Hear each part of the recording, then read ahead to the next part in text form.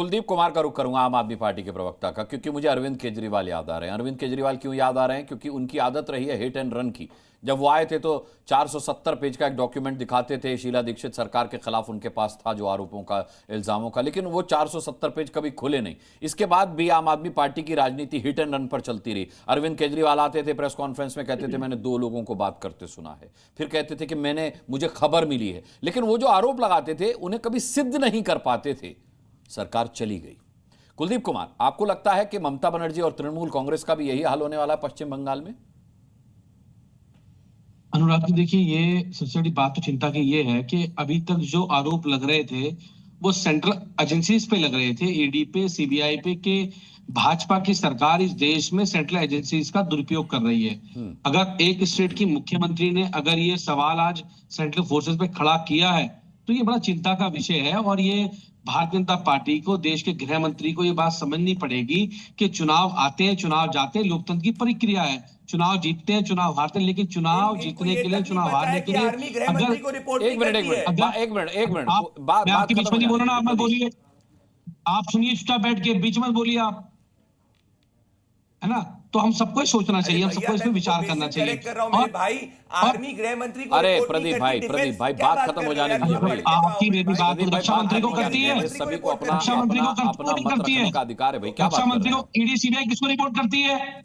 ED CBI किसको report करती है? पढ़े लिखे प्रवक्ता जी बताइए जरा। हाँ बताओ, किसको करती है? ईडी किसको रिपोर्ट करती है? रुक जाओ, ओपन बताओ किसको करती है? रिपोर्ट करती है ईडी? किसको रिपोर्ट करती है? कौन सी किसको करती है? ईडी कौन सी मिनिस्ट्री को रिपोर्ट करती है? किसी को नहीं करती, मोदी जी को रिपोर्ट करती है, सब को करती है। पढ़ लिख के नहीं आते हो, ऐसे आम आदमी पार्टी के प्रवक्ता है जो जाके अखबार के ऊपर एफआईआर करते हैं, जो लोकतंत्र की हत्या पंजाब के अंदर कर रहे हैं, यहाँ पे दुनिया को जान दे रहे हैं। तुम्हारा देखा है शीश में दिल्ली के अंदर बात करते हो, मोदी जी की देखा हमने पाकिस्तान और सेना की तुम बात करते हो। तुम किसने बोला था सेना मांग रहे थे? मोदी जी ने सवाल पे सवाल उठा रहे हैं आम आदमी पार्टी के नेता। किसने बोला था कि सेना जो है वो मोदी जी के चरणों में नतमस्तक है? वो तुम्हारा मध्य प्रदेश का डिप्टी सीएम था। ये किसने कहा था? ये सोफिया कुरैशी आतंकवादियों की बहन है। वो विजय शाह कौन था? वो भारतीय जनता पार्टी के डिप्टी सीएम था। सोफिया कुरैशी प्रधानमंत्री नरेंद्र मोदी जी के स्वागत हुआ था, सोफिया कुरैशी के परिवार उस पर खड़ा हुआ था। तुम्हारे जैसे नहीं था, सबूत मांग रहे थे, सबूत का है। कितने जहाज गिरे? जाओ पंजाब के शीश महल में रहो, डिबेट करें, जाओ पंजाब के शीश महल में रहो और जाके अभी पूरा देश देख रहा है किस तरीके से पत्रकारों पर एफआईआर करते हो। अरे भैया, तुम मेरे पे क्यों बोल रहे हैं? बोलो, आज तुम्हारी भाषा है, तुम्हारे नेता की भाषा और तुम्हारी भाषा बताती। ठीक है प्रदीप भाई, अब कुलदीप कुमार की बात खत्म हो जाने देते हैं, फिर इंटरप्ट कर लीजिए। तुम्हारा चैनल नहीं है, मैं काउंटर के लिए मौका दूंगा आपको, मैं काउंटर के लिए मौका दूंगा आपको। या तो तुम्हारा भी चैनल नहीं है, ये सुन लो।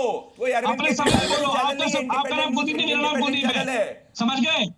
चापलूस प्रवक्ता महोदय, पर्सनल अटैक कुलदीप, तमीज से रहो, पर्सनल अटैक से रहो। जो हाल हुआ था ना अरविंद केजरीवाल का दिल्ली में, पंजाब में तुम्हारा हो जाएगा। जाके पंजाब के शीश में बैठो, आम आदमी पार्टी के कार्यकर्ता को नीचे करो, नीचे चापलूसी करके पहुंचे हो बीजेपी की, घमंड नीचे करिए। पर्सनल अटैक कुलदीप जी, पर्सनल अटैक, पर्सनल अटैक।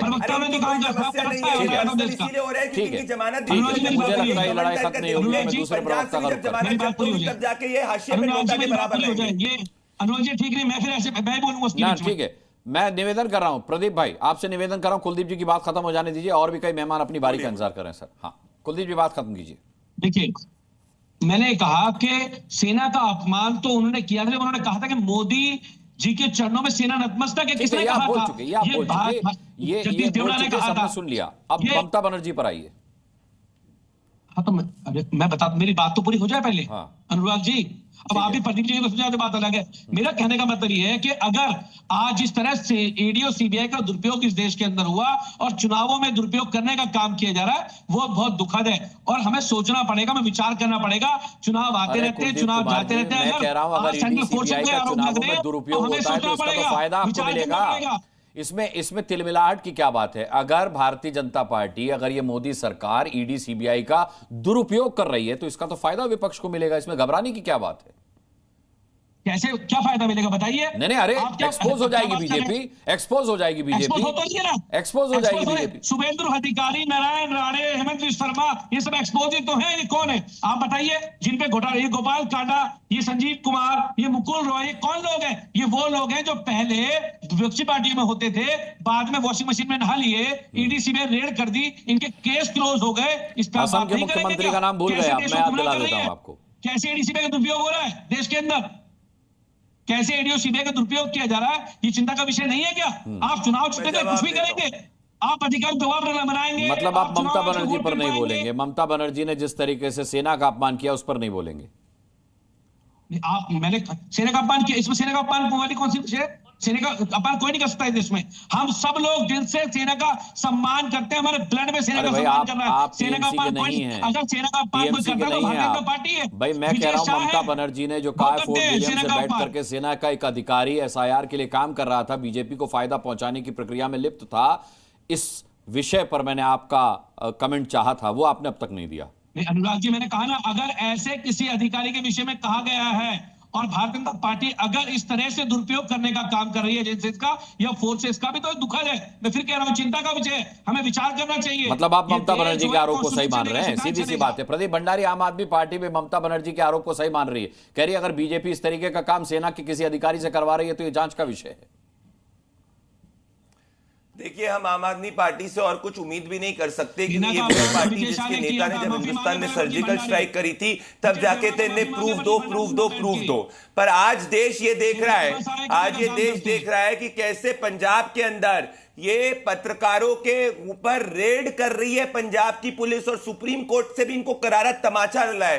तो ये बात ना करे जो शीश महल के अंदर बैठते हैं, पत्रकारों पे रेड करते हैं और सेना पे सवाल उठाते हैं। मैं सीधी बात पूछ रहा हूं, ममता बनर्जी होम मिनिस्टर है, ममता बनर्जी होम मिनिस्टर है, एक होम मिनिस्टर के रूप में और चीफ मिनिस्टर के रूप में उनके पास क्या एविडेंस था कि उन्होंने इस आर्मी के ऊपर यह आरोप लगाया? अगर बिना एविडेंस के आधार पे वो आर्मी के सीधे संजय शर्मा से सवाल पूछ लेता हूं, फिर AK वाजपेयी साहब का रुख करूंगा।